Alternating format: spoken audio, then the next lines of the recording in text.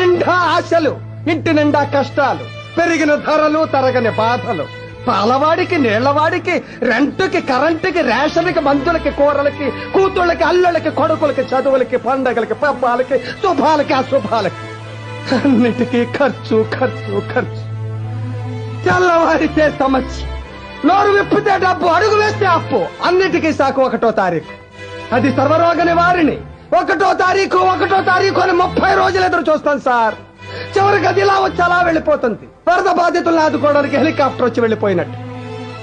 1వ తరగతి వాడికి 2వ తరగతి, 2వ తరగతి వాడికి 3వ తరగతి, ఇలా అన్ని తరగతుల వాళ్ళకి ఎదుగుదల ఉంటుంది. ఒక్క మధ్య తరగతి వాడికి మాత్రం ఎదుగుదల ఉండదు సార్.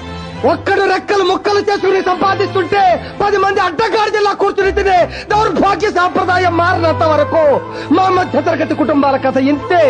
బుర్ర నిండా ఆశలు, ఇంటి నిండా కష్టాలు, పెరిగిన ధరలు, తరగని బాధలు, పాలవాడికి, నీళ్లవాడికి, రెంటుకి, కరెంటుకి, రేషన్కి, మందులకి, కూరలకి, కూతుళ్ళకి, అల్లుళ్ళకి, కొడుకులకి, చదువులకి, పండగలకి, పబ్బాలకి, శుభాలకి, అశుభాలకి, అన్నిటికీ ఖర్చు ఖర్చు ఖర్చు.